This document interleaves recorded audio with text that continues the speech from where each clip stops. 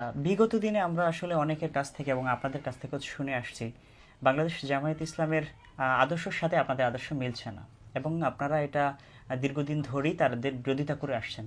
আপনারা কি সেই আদর্শের সাথে মিল না থাকা সত্ত্বেও তাদের সাথে কি জোট করার চিন্তা ভাবনা করছেন? এখানে জাস্ট আদর্শর জায়গায় তাদের আদর্শ নিয়ে তারা আছে, আমরা আমাদের আদর্শ নিয়ে রয়েছি।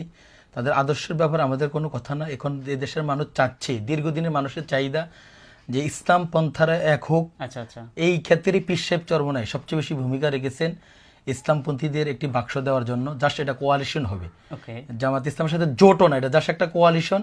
মানে আমরা দেশের স্বার্থে। দেশের স্বার্থে জনগণ, এই দেশের মানুষ এখন এটা চাহিদা দেশের, সেক্ষেত্রে আমরা সর্বাত্মক চেষ্টা চালাচ্ছি যে আমরা ইসলামের পক্ষে ইনশাল্লাহ আগামী নির্বাচনে একটি বাক্স যাবে। এখনো পর্যন্ত প্রায় 95% আমরা কনফার্ম, বাকি এখনো কাগজে কলমে যদিও কনফার্ম হয়নি, কিন্তু আশা করি ইনশাল্লাহ।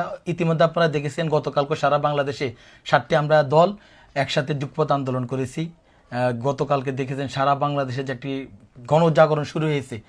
আশা করি ইনশাল্লাহ আমরা ঐক্যবদ্ধভাবেই আগামী নির্বাচনে একটি বাক্স দেব ইসলামের পক্ষে। অর্থাৎ আমরা স্পষ্টভাবে বলতে পারি তাহলে যে মানে মতাদর্শ ভিন্ন থাকলেও দেশের সাথে আপনারা Right. এক হতে চাচ্ছেন। এক হতে যাচ্ছি আমরা ইনশাল্লাহ। আচ্ছা, এটা একদম ক্লিয়ার কথা। ক্লিয়ার কথা।